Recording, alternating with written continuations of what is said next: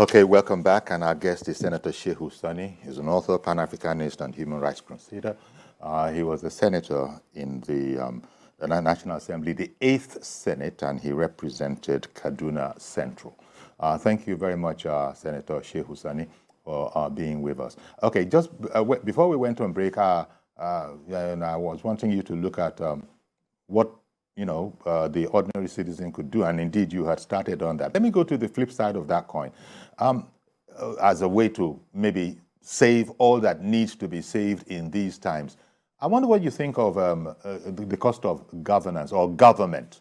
Oftentimes in other political jurisdictions, we hear in America, for instance, that the political parties are suing for a reduction in the size of government. It's too much, it's too large, it's costing us too much. Do you think, is there any opportunity there?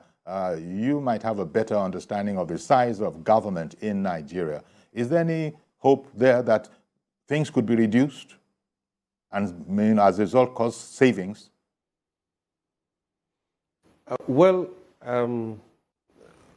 This is a historic opportunity for Nigeria.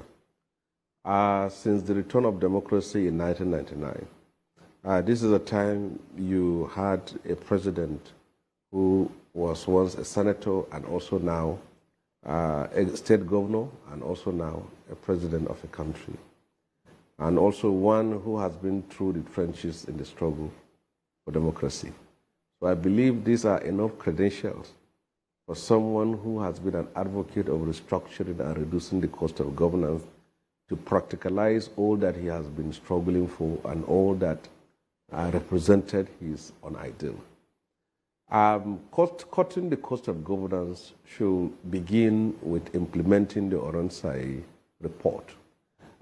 When you have 800 ministries, departments, and agencies of federal government, and you have a bloated civil service of over 1 million, you have a problem. So the need to implement that report will be the beginning of reducing the cost of governance. And then secondly, why must it be that every state must have a minister?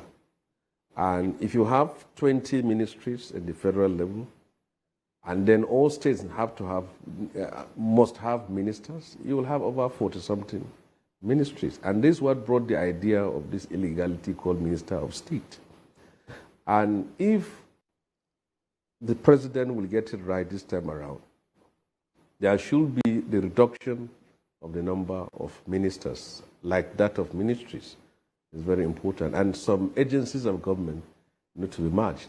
And as far as the National Assembly is concerned, even when I was at the National Assembly, I am a strong advocate of reducing the cost of governance. And the need to address the finances of the National Assembly is very important.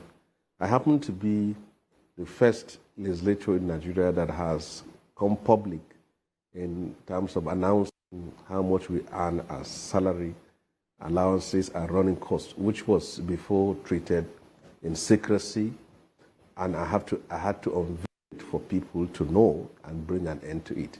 That needs to be done. And the person of the president himself, there is a need for that. Ministers move around with 10, 15 vehicles, with all sorts of staffs that are not necessary. This is very important. The last president has promised to cut even the presidential fleet, which he has not done, like other things which he hasn't. So as far as I'm concerned, doing the right thing is now when the government is just coming to office. If we allow it for tomorrow and next tomorrow, we will still be going back. And then you have a new leader who wants to advance this country. One thing he should do is appoint people that are competent and capable and that have the vision and ideas to do things differently. All these appeasement and pleasing entitled politicians should come to an end.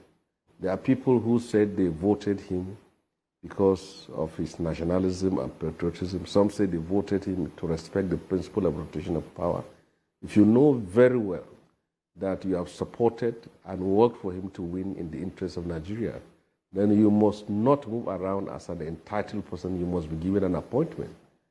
If the government is run by pleasing and appeasing politicians, then nothing else will be achieved. This is what became of President Obasanjo's government from 2003 to 1999 to 2003. Politicians that have no knowledge, no capacity, no competence have been appointed. We have had a minister in the last administration said when he was appointed into office, he doesn't know anything about that administration. Now, that is not his fault. It's the fault of the president of the country at that very time. This president has a very decisive in terms of addressing Nigeria's challenges. We're a nation of almost 220 million people, and the need to have capable hands that will get Nigeria working and that will take us to a new level of advancement politically, socially, economically. I think it is what is needed now. Doesn't mean if you have worked for the president and you come from his party and then he must appoint you into office. He has a choice to make. Either you want to be a great politician who has appeased and pleased people, or you want to be remembered as a statesman who has moved this country to the position of Singapore, Malaysia. You want to be Mahathir Mohamad, Lee Kuan Yew, or General Park of South Korea. These are the choices you have. Or you want to be a typical president we have in this continent who are simply transactional. The question is with him. Every second counts for Nigeria, and the time to get it is now. As far as I'm concerned, the priority of this government for now should be security and economy. Getting people with the knowledge, with the experience of heading security agencies and serving as defense chiefs to address the security challenges of this our country is very important now. In the past, we have had an economic team, an economic council, that nobody knows who they are and what they have done, what they even stand for. One economic policy overrides another, and then we all depend on what the CBN governor says or do. And he only takes his file to the president. This government must be different. And I believe all his experience as a man who came from the trenches, being a senator, being a governor, being a politician that has produced leaders, should be the last point in which Nigeria will benefit from it here. Agriculture should be headed by people who know what is agriculture. Defense should be by people who know what is defense. The same thing with works and power, and not simply dispense favor to someone from Kaduna, Kano, Sokoto, simply because they have worked for you, and as such, you just put them there. If you succeed, it is you. If you fail, it is you. It's not about them.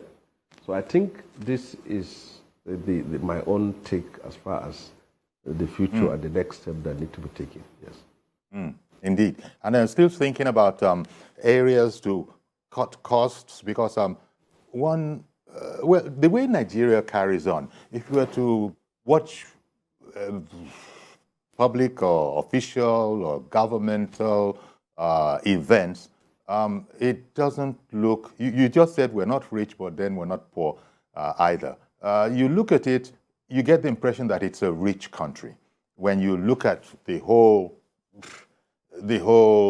paraphernalia, in terms of perception, these people don't have a problem. You can't blame any foreigner for saying. Yet we were told by people who know about these things that over 90%, of our revenues was going into debt servicing. Surely we can't continue with that. So my mind then went to another cost center in Nigeria, the National Assembly, your former house. As you know, those guys, people have complained, live like, or are paid like royal sheikhs. Maybe they're exaggerating it a bit there, but I have heard it said that the Nigerian legislator is among the most highly paid anywhere in the world.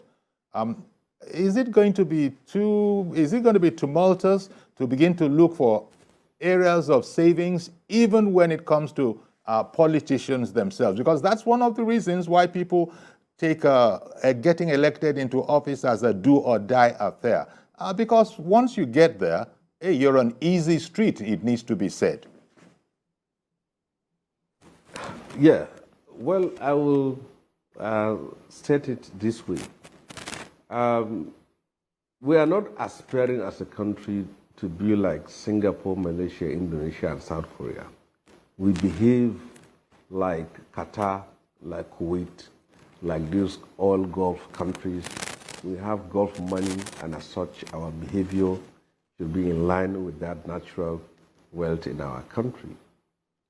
But what you need to see as a country is that every person who parades himself as a rich man in Nigeria has thousands of poverty-stricken relations, which shows that we are not a rich country. We live a life of self-deception and falsehood. In Abuja and Lagos, you have schools that charge secondary school fees up to 5, 10, 20, 30 million naira for a session. We are not as rich as that. Let's be frank with ourselves. And at the end of the day, they write either common interest or they write the same WAEC. This is a country, according to the recent statistic, 300 million Nigerians have properties in Dubai, that is $152 billion. 300 million Nigerians have property in Dubai worth $152 billion. What is our own foreign reserve now? It's about $40 to $41 billion.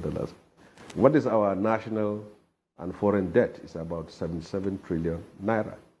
So you can see that Nigeria is not a poor country in the sense that if we judiciously use our resources and equitably spread it to address the problem of poverty, which now rises about 133 million people who are poor.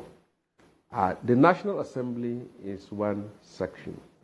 There are things, if you need to address them, there must be constitutional changes.